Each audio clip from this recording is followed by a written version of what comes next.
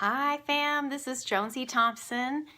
Wanted to share with you some mistakes I realized I was making in style and some ways we can fix those. So let's get down to it. First, I wasn't considering my lifestyle.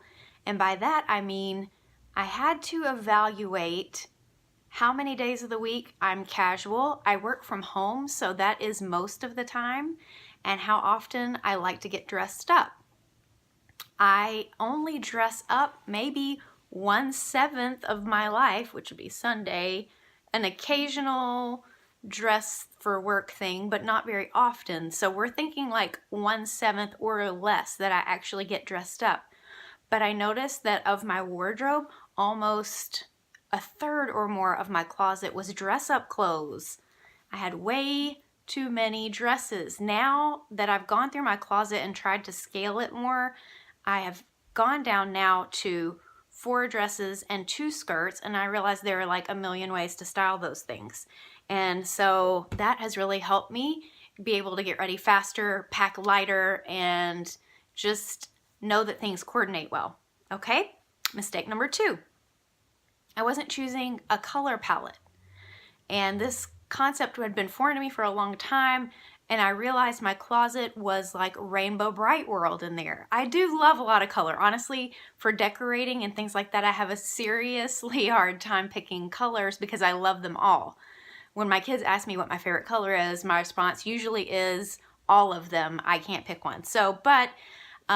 Certain clothes will flatter you more than others, and you can choose those clothes, or you can choose the ones that really speak to your heart that may not be your colors. There are certain ways you can break those rules, but to help yourself streamline your closet, it is good to choose a palette, whether or not they're quote unquote your colors or your season.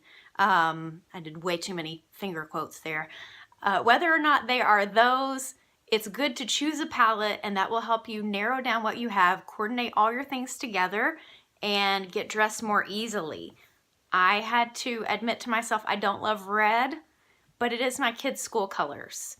So I did have to keep a piece to wear to ball games when they have them. So there might be exceptions.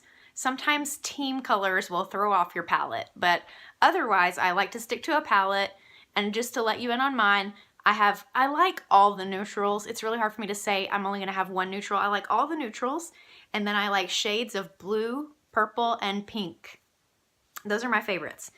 Like this one, which leads me to mistake number 3, was not giving enough consideration to necklines that are good for my body because I'm kind of hippie.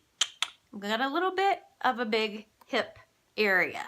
So a wider neck like this one, a crew neck, even cowl necks that are larger are good for balancing out larger hips.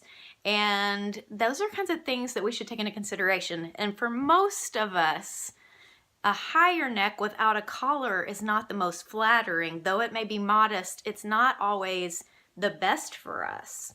There might be ways to break those rules that I could share with you though. So if you're interested in having some one-on-one help, at the time I'm making this video, and I don't know for how long, I'm going to be taking consultations. You would get 2 video consultations where I would ask you about your life and the things that you already have and help you figure out how to use what you already have to make outfits that work in a way you hadn't thought about, to love the body you're in right now, and then to walk in more confidence in your purpose. So if I can help you do that, please contact me through Facebook, username Jonesy Thompson, and we can set up and schedule a time to meet with you. Those 2 sessions, I'm only charging right now $50. That may change later. I may become unavailable. I work a variety of little mom jobs. So I don't know for how long this is going, but at the time of making the video, it is available to you. Please hit me up on Facebook. Thanks so much for watching. Comment with questions. Thanks.